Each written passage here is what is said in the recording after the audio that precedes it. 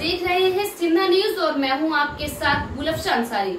Sinha news में आज बात इजराइल और सऊदी अरब के साथ हुए उस समझौते की जिसके खिलाफ आज पूरा मुस्लिम देश, पूरी मुस्लिम दुनिया और इस्लाम के मानने वाले लोग इसकी मुखालफत कर रहे हैं, इसके खिलाफ आवाज बुलंद कर रहे हैं। दोस्तों, आज की इस वीडियो में हम आपको बताएंगे कि वह कौन सा ऐसा करार है जिसके खिलाफ आज पूरी दुनिया का मुसलमान सऊदी अरब के खिलाफ अपनी आवाज बुलंद कर रहा है और सऊदी अरब को इस्लाम के मानने वाले लोगों के पीठ में छुरा भोगने जैसी उपाधि से नवाज रहा है। दोस्तों, इसकी गहराई पर पहुंचने से पहले हम आपको ये बता दें कि इजराइल और सऊदी अरब ऐसे कौन से मुल्क हैं। तो इजराइल एक ऐसा देश है जिसने अपनी सरजमीन ताकत और बल के बदौलत हड़पी है, उस पर कब्जा किया है। आज से कई सौ सालों पहले इजराइल का कोई अस्तित्व नहीं था, बावजूद इसके उसने दूसरे देशों की जमीन पर कब्जा कर करके अपना एक देश बनाया जिसे हम इजराइल कहते हैं। इजराइल एक ऐसा देश है जो गाजा, हमास, लेबनान, लीबिया और फलस्तीन पर हमले के लिए जाना जाता है।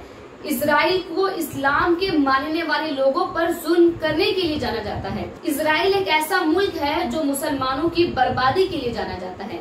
बात चाहे फलस्तीन की हो, गाजा की हो, हमास की हो, वहाँ हो रहे हमलों की हो, इसकी सबसे पहली सुई इजराइल पर लगती है, क्योंकि इन सबका सूत्रधार अगर कोई है तो वो इजराइल है। और इस्लाम के मानने वाले लोगों पर आत्मघाती हमले करवाता हो ऐसे मुल्क के साथ सऊदी अरब, जो अपने आप को एक मुस्लिम कंट्री कहता है, उसने एक समझौता किया है।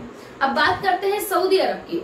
तो दोस्तों, सऊदी अरब एक ऐसा देश है जो अपने देश में सुई तक का निर्माण नहीं करता, बावजूद इसके उसके पास सब कुछ है, क्योंकि वो पैसों के दम पर सब कुछ इंपोर्ट करता है दूसरे देशों से, यानी कि उसे अपने हर जरूरत के लिए दूसरे देशों पर निर्भर रहना पड़ता है। अगर उसके पास कुछ है तो वो है तेल की कुएं, जिसके दम पर उसकी अर्थव्यवस्था चलती है। और इसके अलावा खुदा की दो अजीम नेमतें मक्कातुल मुकर्रमा और मदीनातुल मुनव्वरा जैसी दो अजीम जगह है जिसका फायदा पूरी तरह से सऊदी अरब की सरकार को होता है। अब बात करते हैं सऊदी अरब और अमेरिका की, क्योंकि इस समझौते में अगर कोई तीसरा मुल्क है तो वो है अमेरिका। अमेरिका के वाशिंगटन में ही इस समझौते की बुनियाद को पूरी तरह से कामयाब करवाया गया है। अमेरिका और सऊदी अरब के रिश्ते भी दोस्ताना है, क्योंकि अमेरिका हथियारों का बहुत बड़ा जखीरा जो है यूएई को देता है और यूएई इसकी खरीद फरोख्त करने वाला सबसे बड़ा मुल्क है अमेरिका के लिए। यूं तो सऊदी अरब को अपने मुस्लिम देश होने पर बहुत गर्व है, लेकिन सऊदी अरब ने आज से पहले ना तो कभी मुस्लिम देशों की पैरवी की है और न ही मुसलमानों के खिलाफ हो रहे ज्यादती पर कभी आवाज उठाई है। हद तो यह है कि मुस्लिम की जो मुकद्दस जगह है, जिसे वो पहला किबला कहते हैं, मस्जिद अल अक्सा, उसके खिलाफ भी उसने कभी कोई टिप्पणी या कभी कोई आवाज नहीं उठाई है।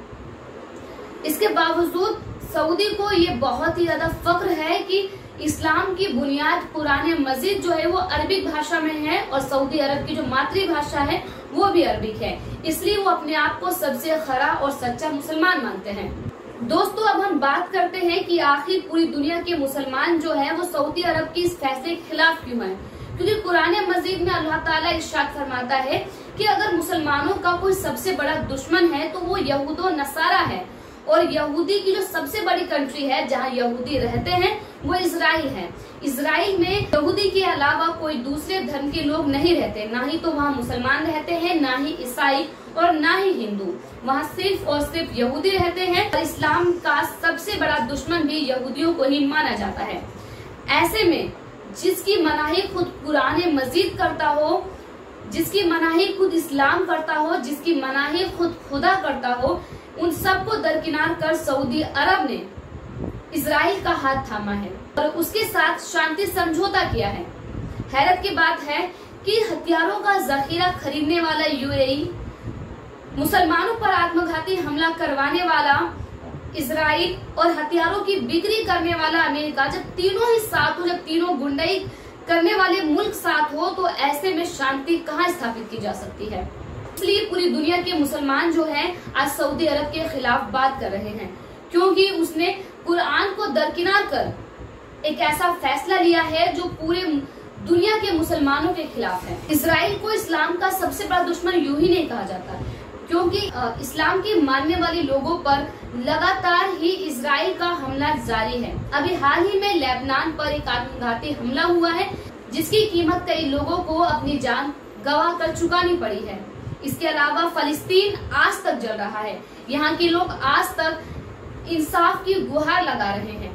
यूं तो तुर्की ने उनकी मदद की पेशकश की है, और तुर्की एक ऐसा मुल्क है जो मुसलमानों की पैरवी करता है, बात चाहे हिंदुस्तान की हो, फलस्तीन की हो या फिर मुस्लिम कंट्री की हो। बर्मा जैसे देश में भी तुर्की के राष्ट्रपति रजब तैयब एर्दोगन ने अपनी मदद पेश की थी, और उस मुश्किल दौर में भी रजब तैयब एर्दोगन ने एक मसीहा की तरह मुसलमानों के लिए काम किया था। आज पूरी दुनिया के मुसलमान इस्लाम के पहले किबला मस्जिद अल अक्सा की फतेह के लिए बात कर रही है, लेकिन इस मुद्दे पर भी सऊदी अरब ने कभी कुछ बोलना मुनासिब नहीं समझा है। आज जब मुसलमानों का कत्लेआम किया जा रहा है, तब भी सऊदी अरब खामोश है। ऐसे में ये कहा जा सकता है कि सऊदी अरब की खामोशी और इजराइल के साथ उसका बढ़ता व्यापार और बढ़ता साथ कहीं न कहीं इस्लाम के लिए खतरनाक साबित हो सकता है।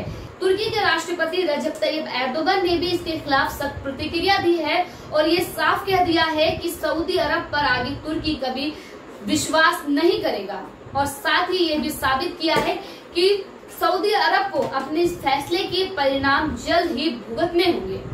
दोस्तों, आज की इस पेशकश में फिलहाल इतना ही। अगर आपको वीडियो पसंद आई हो तो वीडियो को लाइक, शेयर, और अगर आपने हमारे चैनल को अब तक सब्सक्राइब नहीं किया है तो सब्सक्राइब कर बेल आइकन को जरूर क्लिक करें। जनहित से जुड़ी चुनिंदा खबरों को जानने के लिए सब्सक्राइब करें शिवना न्यूज को, और बेल आइकन को दबाना ना भूलें। वीडियो पसंद आने पर लाइक, शेयर और कमेंट करना ना भूलें।